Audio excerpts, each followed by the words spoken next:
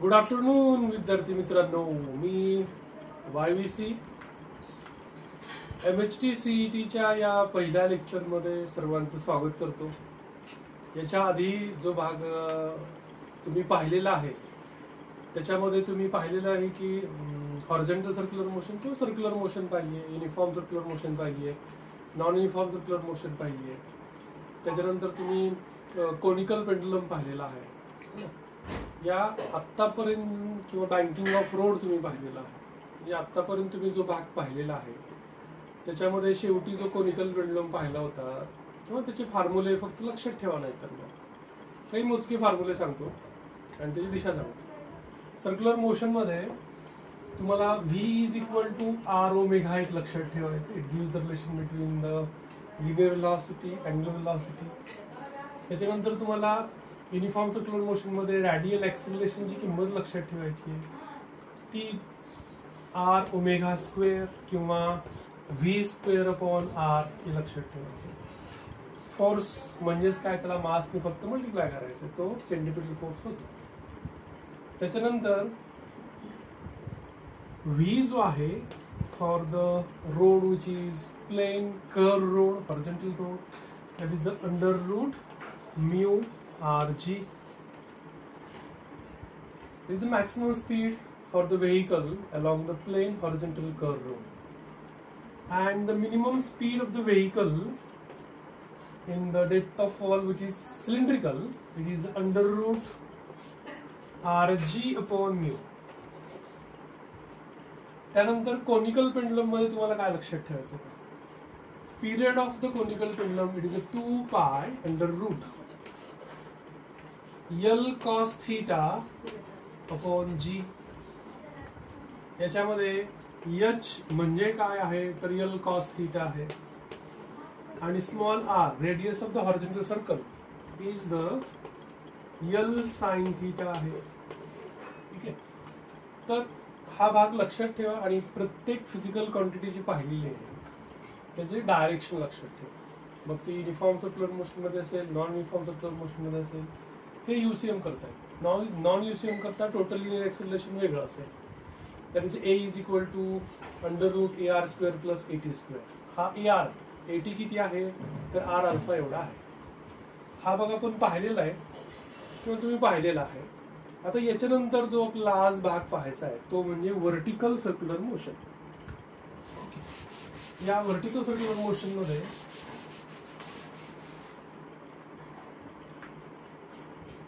दोन प्रकारच्या आपल्याला CETची परीक्षा द्यायची महाराष्ट्र शासनाची.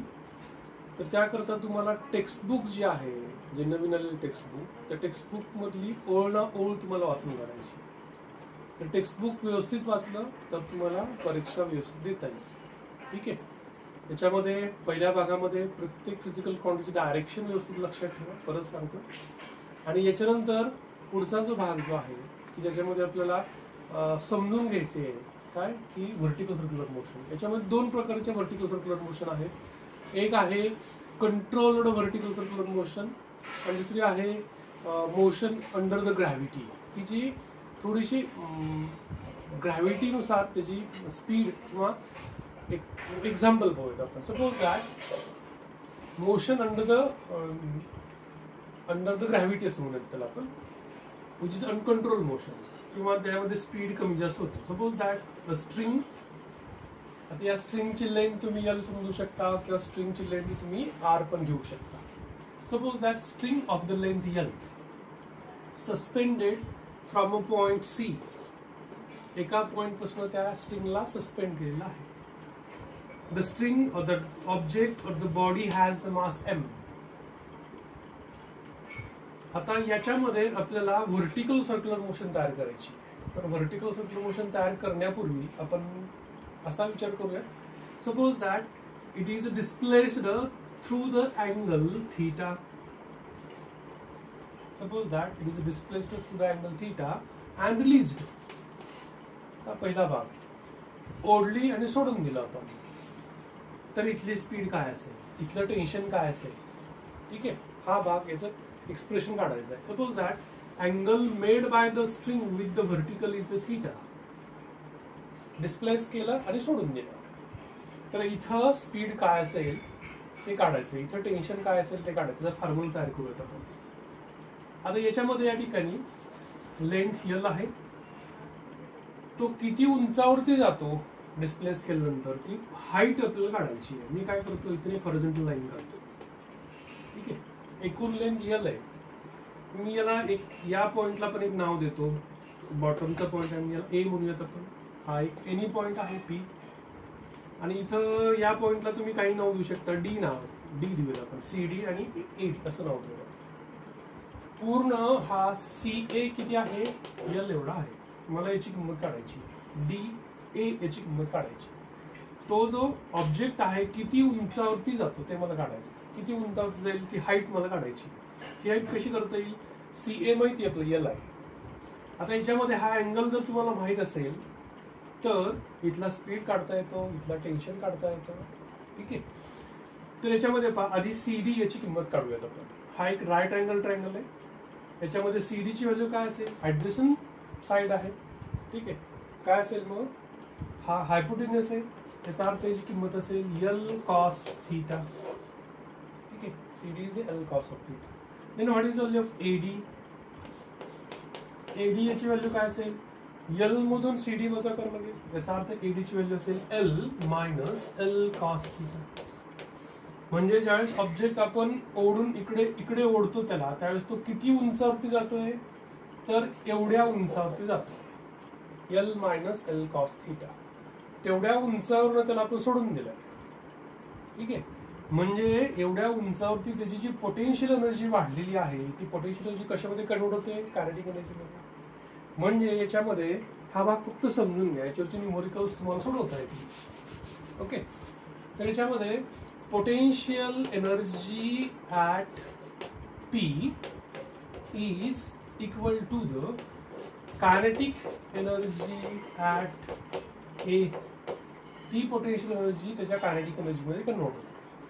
तर पोटेन्शियल एनर्जी कशी काढतो आपण, तर M G into H. H म्हणजे काय, आता आपला किती उंचीवरती येतो, L minus L cos theta. ठीक आहे, कायनेटिक एनर्जी इथली काय असेल, it is half of M V A square. याच्यामध्ये M M get cancel, M M काय होईल, कॅन्सल होईल. ठीक आहे, तर व्ही ए स्क्वेअर बरोबर काय येईल, टू इकडे घेतला आपण, तर व्ही ए स्क्वेअर बरोबर 2g into bracket L minus L cos theta, L minus L cos theta. ठीक आहे, तर VA बरोबर काय येईल, VA बरोबर 2g under route square route करणार 2gl 1 मायनस कॉस थीटा. त्याला मी बॉक्स करतो, नोट डाऊन करून ठेवा. ठीक आहे, जर एखादी वस्तू डिस्प्लेस केली त्याच्या मीन पोझिशन पासून सोडून दिली, तर मीन पोझिशनला त्याचा वेग, स्पीड, व्हेलॉसिटी किती असेल, तर तो स्पीड जो आहे तो स्पीड एवढा असेल 2gl into bracket 1 minus cos of theta. Suppose that theta is 60 degree. Example घेऊया आपण, किती आहे 60 डिग्री. cos 60 किती असतं, इट इज हाफ. ठीक आहे, cos 60 किती, half. 1 minus half, it is again half. म्हणजे याच्यामध्ये हे हाफ आहे, हे 2 कॅन्सल होईल, याचा अर्थ फक्त जीएल शिल्लक राहील. जर तुम्हाला याची लांबी माहित असेल आणि acceleration due to gravity given आहे, तर तुम्हाला या ठिकाणचा स्पीड तुम्हाला काढता येऊ शकतो. म्हणजे तुम्ही किती अँगल वरून त्याला सोडून देताय त्याच्यावर त्याचा स्पीड पण अवलंबून आहे. ठीक आहे, म्हणजे हा पहिला फॉर्म्युला व्हर्टिकल सर्क्युलर मोशन सुरू करण्यापूर्वी, कारण यालाच पुढे आपण असं असं फिरत फिरत परत त्याला वरती फिरवणार आहोत आणि त्याला व्हर्टिकल सर्क्युलर मोशन मध्ये आणणार होता.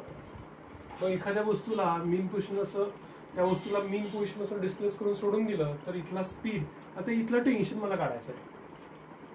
टेन्शन कसं काढता येईल, स्पीड काढला, स्पीड कळाला तुम्हाला सर्वांना. V A is equal to, general formula आहे तो, V A is equal to under root 2gl into bracket 1 minus cos of theta. Okay, इथं पहा, या ठिकाणी mg या बाजूला आहे, weight which acts vertically in one direction, tension along the string which is in the upward direction, आणि हा arc perform करतोय है ना, म्हणजे तो सर्क्युलर मोशन मध्ये आहे. त्याचा अर्थ सेंट्रिपिटल फोर्स कुठल्या दिशेमध्ये असेल, या दिशेमध्ये. जर आपण बाहेरच्या बाजूने विचार केला, फ्रेम ऑफ रेफरन्स आपण विचार केला, आणि जर इथे राहून विचार केला तर सेंट्रिफ्युगल फोर्स या खालच्या दिशेमध्ये असेल.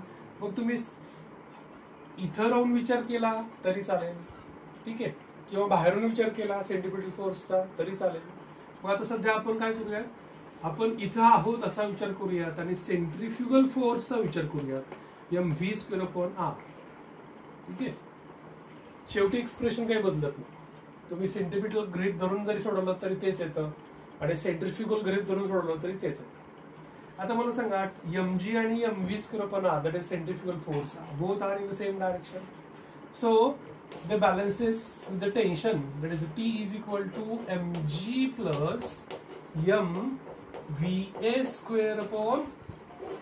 mva²/L, कारण लेंथ L घेतली आपण, r च्या ठिकाणी काय घेऊयात आपण, L.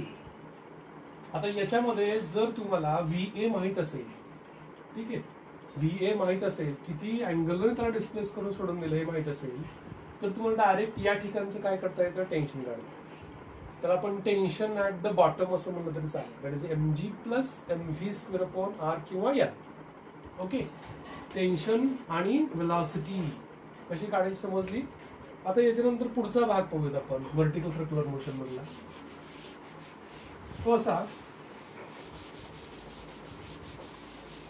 suppose that object perform vertical circular motion under the gravity. It means the speed goes on increasing when it moves in the downward direction, and the speed goes on decreasing in the upward direction. याच्यामध्ये ही vertical circular motion आहे. Suppose that it is suspended from the point C. This is the bottom, that is A. Horizontal position काढूयात आपण. Horizontal position याला आपण D म्हणूयात, आणि हा top मोस्टचा B म्हणूयात. ओके, 3 पोझिशन गरजेचं, कारण इथं आणि इथं दोन्ही ठिकाणी टेन्शन वेलॉसिटी कशी असेल, सारखीच असेल. जसा पार्टिकल असा तो वरती जाईल, due to gravity speed goes on decreasing. When it moves in the downward direction, due to gravity, its speed goes on increasing. It means this vertical circular motion, that is the object which is tied to the string revolving in a vertical circle, is non-uniform circular motion. He motion कशी आहे, non uniform circular motion आहे. मग याच्यामध्ये आपल्याला velocity, critical velocity आणि tension याचे expression काढायचे. मग त्याची आपण जनरल एक्सप्रेशन काढूया, ठीक आहे. या ठिकाणी इथं suppose that the object is at any point P. तो एका कुठल्या तरी पॉइंटला आहे. That string makes an angle theta with the vertical, असा विचार करूयात आपण. Then there are forces which acts on that object R.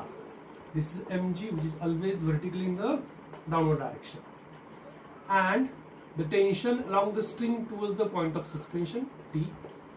त्याला TP असं म्हणलं तरी चालेल. Okay, in this case the mg resolve in 2 component, कारण T सोबत बॅलन्स करायचं. mg चे 2 भाग करतो आपण. मग याच्यामध्ये हा एक भाग आहे. आता हा अँगल आणि हा अँगल, दोन्ही अँगल कसे आहेत, सेम, कारण दोन्ही लाईन पॅरलल आहेत. त्याला एक छेद देणारी रेषा आहे. याचा अर्थ हे दोन्ही अँगल कसे आहेत, सेम. याचा अर्थ लगतचं कॉम्पोनंट, म्हणजे याची किंमत काय असेल, mg cos थीटा असेल. जर इथं राहून आपण विचार केला, त्या फ्रेम ऑफ रेफरन्स मध्ये असो आपण, तर सेंट्रिफ्युगल फोर्स कसा असेल, असं असेल. इट इज mv²/, तुम्ही जर रेडियस R घेतला तर इथं R लिहा. रेडियस L घेतला म्हणजे स्ट्रिंगची लेंथ L घेतली तर तुम्ही इथे L पण लिहू शकता. ठीक आहे, L किंवा R लिहिलं तर चालतं, काही फरक पडत. तर ऍट एनी पोझिशन P टेन्शनचं जनरल एक्सप्रेशन काय होईल, ठीक आहे, दोघांची बेरीज आहे याच्यामध्ये. ठीक आहे, म्हणजे या ठिकाणी tension at any point P, TP is equal to काय असेल, दोघांची बेरीज आहे. That is the mvp²/L plus mg cos theta. ठीक आहे. आता पहा, मी जर हा पॉइंट इथे ठेवला तर थीटाची किंमत किती येईल, 0 येईल. ठीक आहे, म्हणजे मी त्याला असं लिहिलं ॲट ए म्हणलं मी त्याला. ठीक आहे. थीटा किती असेल ॲट ए ला 0 डिग्री असेल. तर टीपी ची व्हॅल्यू काय येऊन जाईल, TP is equal to mva square तिथली velocity upon L plus theta 0 आहे, कॉस 0 किती असतो 1 असतो. याचा अर्थ इथं काय शिल्लक राहील mg. ठीक आहे. कुठे ऍट बॉटम ऍट ए. तसंच या ठिकाणी मला जर ऍट बी काढायचं असेल ऍट डी काढायचं असेल तर काय येऊ शकतं का, तर ऍट एनी पोझिशन काढलंय. आता सांगा कुठलं काढायचंय, ऍट डी काढूया. At D general expression for the tension. Theta किती असेल 90 असेल. थीटा जर 90 ठेवला आपण त्या एक्सप्रेशन मध्ये, कॉस 90 किती असतो, कॉस 90 किती येईल 0. याचा अर्थ या ठिकाणी टी डी म्हणून येतं आपण. टी डी बरोबर काय असेल, फक्त एवढा असेल mv d square upon L एवढंच असेल. ठीक आहे. ऍट ए बी चा विचार करूयात आपण. ऍट बी थीटा किती आहे 180 डिग्री आहे. ठीक आहे. कॉस 180 म्हणजे किती असेल -1. कॉस 180 म्हणजेच काय असेल -1. याचा अर्थ T B is equal to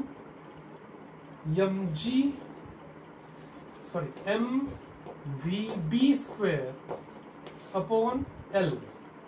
ठीक आहे. इथं या ठिकाणी प्लस mg आहे, पण कॉस ऑफ 180 -1 होतो म्हणजेच -mg होऊन जातो. ठीक आहे. म्हणजे tension at B is the mvb square upon L -mg. आता जसं या ठिकाणी तुम्ही टेन्शनचे तिन्ही एका ठिकाणी इथलं एक्सप्रेशन काढलं, इथलं काढलं आपण, इथं टी बरोबर काय होतो mv square upon R plus mg होतो, इथं मायनस होतो. इथं जो सेंट्रिफ्युगल आहे तोच टेन्शन असतो कारण mg खालच्या दिशेने असतो. ठीक आहे. असं एक्सप्रेशन लक्षात ठेवलं तरी चालते. इथं प्लस होतं, इथं मायनस, इथं जेवढा सेंट्रिफ्युगल फोर्स आहे तेवढंच काय आहे टेन्शन आहे. General expression. ओके. तसंच या ठिकाणी मला व्हेलॉसिटी ऍट एनी पोझिशन काढायचं आहे. ठीक आहे. At any position general expression काढायचं, व्हीपी काढायचं आहे मला. व्हीपीचं एक्सप्रेशन काढायचं, ते एक एक्सप्रेशन फार महत्वाचं आहे, ते एक आपल्याला लक्षात ठेवायचं. मग त्यासाठी काय करायचं का आपल्याला, according to law of conservation of energy दोन ठिकाणची एनर्जी आपल्याला सारखी दाखवायची आहे. आता या ठिकाणी आपण हा conservation law of conservation energy का वापरतो, because the work done in the circular motion is 0. म्हणजे या ठिकाणी जे काही फोर्सेस आहेत ते फोर्सेस कुठले आहेत, कन्झर्वेटिव्ह फोर्सेस आहेत. नॉन कन्झर्वेटिव्ह फोर्सेस नाही, ज्याच्यामध्ये फ्रिक्शन नाहीये, काही नाही. त्याच्यामध्ये या ठिकाणी इथं फक्त म्हणून law of conservation of energy नुसार आपण या ठिकाणची टोटल एनर्जी आणि या ठिकाणची टोटल एनर्जी कम्पेअर करूयात आणि इथलं या ठिकाणी वेलॉसिटी काढूयात. तर ते एक्सप्रेशन कसं काढता येईल पहा. कुठली पोझिशन कन्सिडर करतोय आपण, ए आणि बी ह्या दोन पोझिशनची टोटल एनर्जी सारखी करायची आपल्याला. पहा कशी करता येईल. हा आपला डी पॉइंट. पहा potential energy at A plus kinetic energy at A बरोबर potential energy at P plus kinetic energy at P. Suppose that it is at a bottom, let the potential energy at the bottom is 0. कारण वरती जातो येतो है ना. इथली potential energy काय consider करूया आपण 0 प्लस हॉरिझॉन्टल लेवलला आहे, बॉटम लेवलला आहे. त्यानंतर kinetic energy at A that is half of mva square. ठीक आहे. Is equal to potential energy at P. हा जो पॉइंट आहे तो किती डिस्टन्सनी वरती गेलाय, हे डिस्टन्स आपण मगाशी पाहिलं होतं. हे डिस्टन्स किती आलं होतं, जर याची लेंथ यल असेल तर हा किती असतो l minus L cos theta असतो. तेवढ्या अंतराने तो पॉइंट वरती गेलाय जर थीटा हा एवढा अँगल असेल तर. याचा अर्थ या ठिकाणी equal two plus potential mg into किती अंतराने वरती गेलाय तो l minus L cos theta ने तो वरती गेलाय. कसा आला l minus L cos theta, हा l आहे, याची किंमत काय येते एल कॉस थीटा येते. एल मधून एल कॉस ऑफ थीटा गेला तर हा राहतो एवढा, म्हणून L minus L cos of theta is the potential energy of particle P और any particle at a point P. Then plus kinetic energy at P that is half of mvp square. Okay. या एक्सप्रेशनला व्यवस्थित पहा. या expression मध्ये प्रत्येक term मध्ये मास आहे. ठीक आहे, म्हणजे प्रत्येक टर्म मधला मास काय होईल, कॅन्सल होईल. मी इथेच कॅन्सल करतो, यम यम यम कॅन्सल झाला. प्रत्येक टर्मला 2 नी मल्टिप्लाय केलं, याला 2 नी मल्टिप्लाय केलं, ही कॅन्सल होईल. याला 2 नी मल्टिप्लाय केलं, इथे 2 लिहावं लागेल. याला 2 नी मल्टिप्लाय केलं, 2 निघून जाईल. ठीक आहे, मला काय किंमत काढायची आहे, व्हीपी स्क्वेअरची किंमत काढायची, व्हीपीची किंमत काढायची आहे. याचा अर्थ ही टर्म मला इकडे घेऊन जावं लागेल. म्हणजे व्हीपी स्क्वेअर बरोबर काय येईल, व्हीए स्क्वेअर आहे त्याच ठिकाणी आहे. ही टर्म पॉझिटिव्ह आहे, तिकडे गेलं तर निगेटिव्ह होईल. Minus 2g into bracket, L common आहे, बाहेर काढूयात. ब्रॅकेटमध्ये काय शिल्लक राहील, 1 मायनस कॉस थीटा. तर व्हीपी बरोबर काय असेल, व्हीपी बरोबर under root VA square minus 2GL into 1 minus cos theta. ठीक आहे, हे जनरल एक्सप्रेशन आहे, वेलॉसिटी ऍट एनी पोझिशन. ठीक आहे, in terms of velocity at the bottom. बॉटमची जी वेलॉसिटी आहे त्या स्वरूपामध्ये कुठल्याही पॉइंटची वेलॉसिटी तुम्ही या एक्सप्रेशनने काढू शकता. That is VP is equal to under root VA square minus 2GL 1 minus cos of theta. आता याच्यामध्ये या ठिकाणी इथपर्यंत हा भाग समजतोय का पहा, कारण याच्यावरती पण आपले MCQ आहे. आता याच्यानंतर समजा जो ऑब्जेक्ट जो आहे हे जनरल एक्सप्रेशन तर लक्षात ठेवाच ठेवा. ठीक आहे, इथं वेलॉसिटी किती ठेवल्यानंतर तो ऑब्जेक्ट इथेपर्यंत जाऊ शकतो असं जर विचारलं तर कसंही करता येईल आपल्याला. ठीक आहे, म्हणजे इथं आपल्याला तो पुश जो आहे हॉरिझॉन्टल पुश तो किती दिल्यानंतर ती वस्तू इथेपर्यंत जाऊ शकते. म्हणजेच काय, परत तिथं आपण कन्झर्वेशन ऑफ एनर्जी जर वापरला आपण तर या ठिकाणची ए आणि डी कम्पेअर केलं आपण. ठीक आहे, हळूहळू बघूया आपण. ए आणि कम्पेअर केलं आपण, इथली टोटल एनर्जी काढायची मला. Potential energy at A plus kinetic energy at A is equal to potential energy at D plus kinetic energy at D. इथली पोटेन्शियल एनर्जी 0 कन्सिडर करतोय आपण. ठीक आहे, कायनेटिक एनर्जी किती आहे, half of M V A square. ठीक आहे, is equal to किती हाईटनी तो वरती गेलाय, एल एवढ्या हाईटनी वरती गेलाय. याचा अर्थ इथं काय असेल, mgl एवढा असेल. प्लस या ठिकाणी तिथली वेलॉसिटी जी आहे ही velocity sorry kinetic energy that is half of M V D square. ठीक आहे, half of M V D square. आता या ठिकाणी व्ही डी स्क्वेअर ची किंमत आपण याच्या आधी जो व्हीपी जो ठेवला होता आपण, व्हीपी ची किंमत काय होती का, VP is equal to under root VA square minus 2GL 1 minus cos of theta. या व्हीपीच्या ठिकाणी मी काय करतो, VD करतो. ठीक आहे, VA तोच ठेवला मी. VD जर केला तर अँगल किती ठेवावा लागेल आपल्याला, 90. ठीक आहे, 90. कॉस 90 किती असतो, 0. म्हणजे याच्यामध्ये ही टर्म जी आहे ती टर्मच निघून जाईल. फक्त शिल्लक काय राहील, VD is equal to VA square minus 2GL. ती किंमत याच्यामध्ये ठेवायची, कारण या ठिकाणी व्हेलॉसिटी ऍट एनी पोझिशन तुम्ही काढू शकता. तर VA स्क्वेअर मायनस 2GL ही किंमत लक्षात ठेवूयात आपण. याच्यामध्ये प्रत्येक टर्म मध्ये पहा यम यम यम कॅन्सल झाला. प्रत्येक टर्मला 2 ने आपण मल्टिप्लाय केलं तर VA square is equal to 2GL plus VD square असं येईल. तर या ठिकाणी इथं आपल्याला VD स्क्वेअर ची किंमत आपण आता काढली होती. ठीक आहे, VD स्क्वेअर ची किंमत काय होती ती, that is VA square minus 2GL. ठीक आहे, या ठिकाणी VD स्क्वेअर ची किंमत आपल्याला काढली होती आपण, VD is equal to V under root VA square minus 2GL sorry हा मायनस 2GL. तर याच्यामध्ये या ठिकाणी इथं आपल्याला VA स्क्वेअर पूर्ण टर्मच कॅन्सल होते. ठीक आहे, तर